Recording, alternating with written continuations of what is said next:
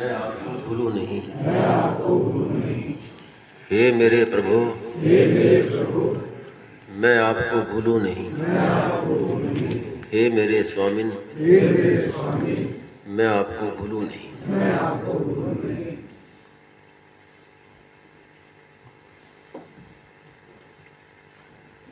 ये लक्ष्य की जो बात है, ये लक्ष्य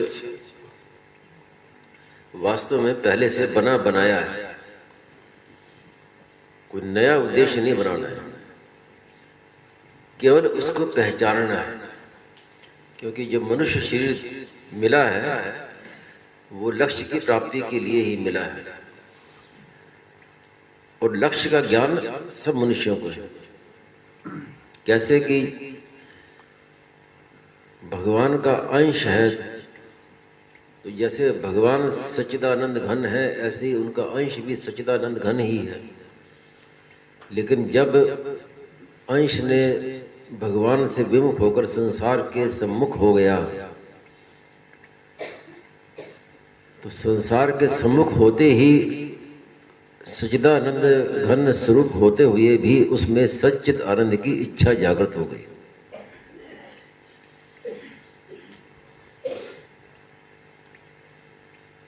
तो सत्य की इच्छा क्या है कि मैं सदा जीता रहूं, कभी मरूं नहीं। चित्त की इच्छा क्या है कि मैं सब कुछ जान जाऊं, मैं अज्ञानी नहीं रहूं। और आनंद की इच्छा क्या है कि मुझे सुख मिले। तो ये लक्ष्य सबका है, मनुष्य मात्र का है। लेकिन गलती कहाँ होती है कि लक्ष्य की पूर्ति जो है वो संसार से चाहता है, यहां गलती है। मैं सदा जीता रहूं तो शरीर को लेके कि शरीर सीधा जीता रहे, शरीर मरे नहीं।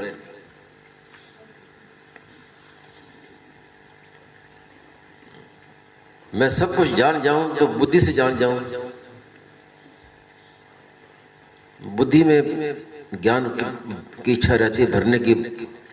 कई आपने देखे होंगे साधक हैं, पढ़ते रहते हैं, कभी किसकी पुस्तक पढ़ी, कभी किसकी पुस्तक पढ़ी, तो क्या है कि बस बुद्धि में भरते रहते हैं जानकारी।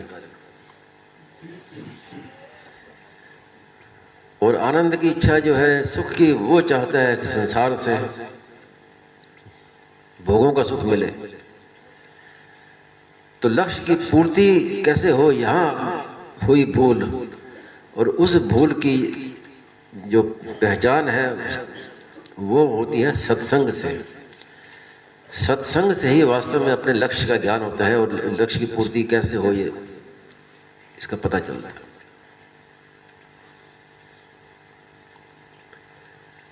अब सत्संग में अगर हम ये सुने कि हमारा लक्ष्य है, उद्देश्य कि एक भगवत प्राप्ति का उद्देश्य बनाना है, तो प्रायः व्यक्ति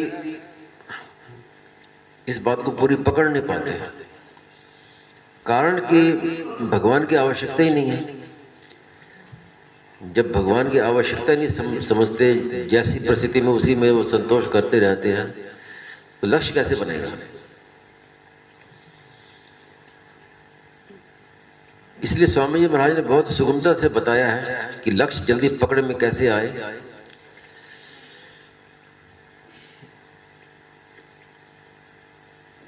कि मुझे वो तत्व चाहिए जो मुझसे कभी बिछुड़े नहीं, कि जो संसार में मिला है वो सब बिछुड़ जाएगा।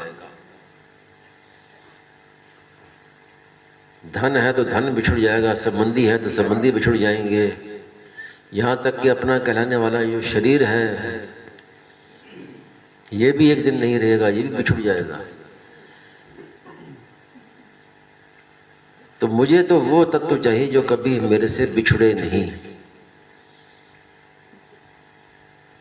ये लक्ष्य बनेगा। तो इसकी पहचान होती है सत्संग से।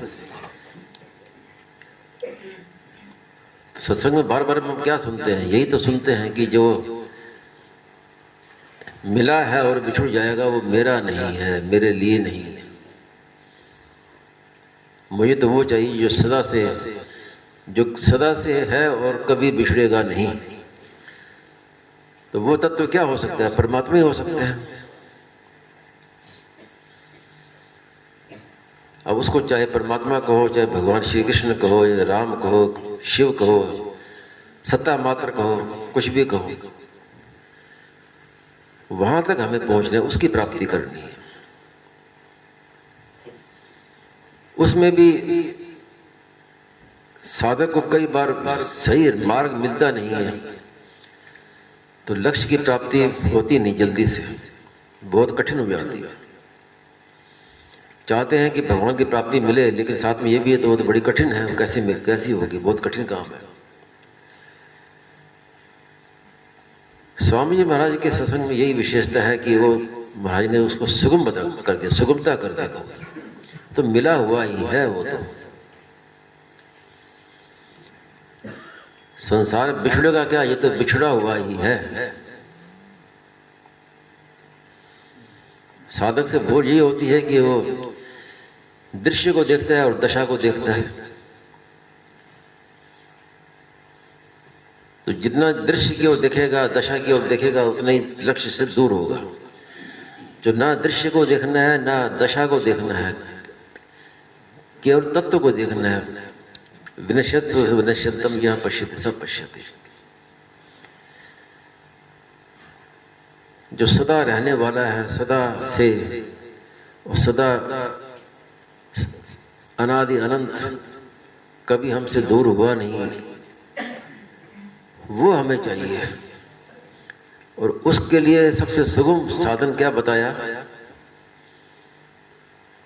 कि मैं भगवान को, भगवान मेरे, उनसे अपनापन। और संसार मेरा नहीं है, मैं संसार का नहीं हूं।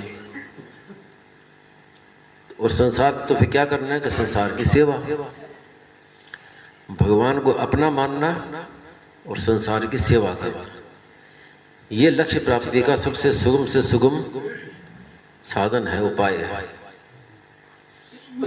स्वामी जी महाराज कई बार कहते थे कि मीराबाई ने हमें बड़ा अच्छा मंत्र दे दिया। मीराबाई ने एक मंत्र दे दिया, मंत्र क्या कि मेरे तो गिरधर गोपाल, दूसरों ना कोई। इतना मान ले तो फिर कुछ बाकी नहीं रहेगा, बहुत सुगमता हो जाएगी इस तत्व प्राप्ति की। वो जैसे कल महाराज ने बताया कि हम मानते हैं कि मैं तो संसारी हूं और चाहते हैं भगवान की प्राप्ति। तो जब अपने को संसारी मानेगा तो संसार का काम बढ़िया होगा। मैं गृहस्थी हूं तो फिर गृहस्थ का काम बढ़िया होगा, साधन कैसे होगा। तो मैं तो भगवान का हूं। जब ये मान लेंगे कि मैं भगवान का हूं तो फिर सब बहुत सुगम हो जाएगा, सब काम बड़ा सुगम हो जाएगा। पंचामृत है ना, पंचामृत एक पुस्तक भी छोटी सी निकली है पंचामृत पर।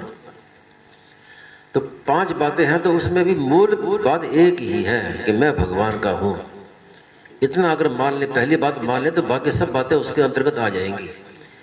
जब मैं भगवान का ही हूँ तो फिर भगवान के दरबार में रहता हूँ, भगवान का ही काम करता हूँ, भगवान के जनों की सेवा करता हूँ, भगवान का प्रसाद पाता हूँ, सब काम हो जाएगा। तो मूल बात ये मान ले कि मैं भगवान का हूँ, भगवान मेरे हैं।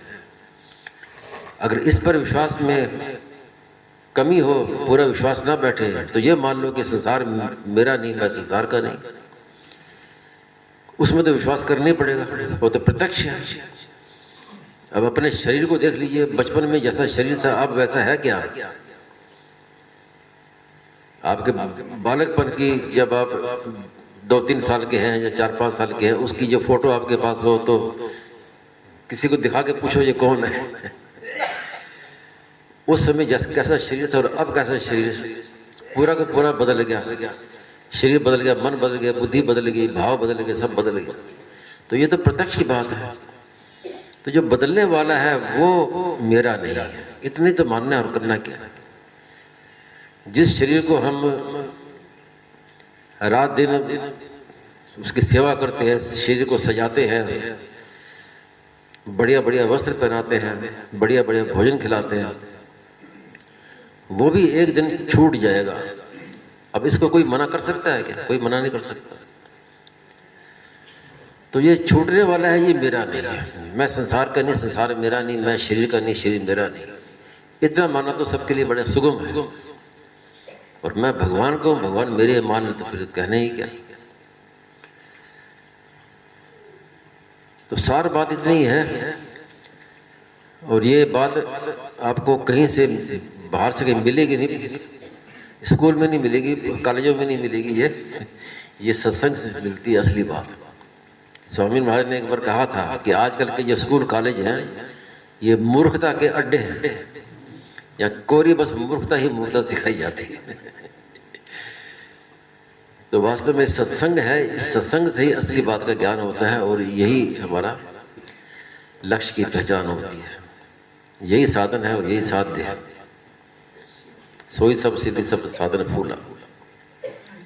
नारायण नारायण नारायण।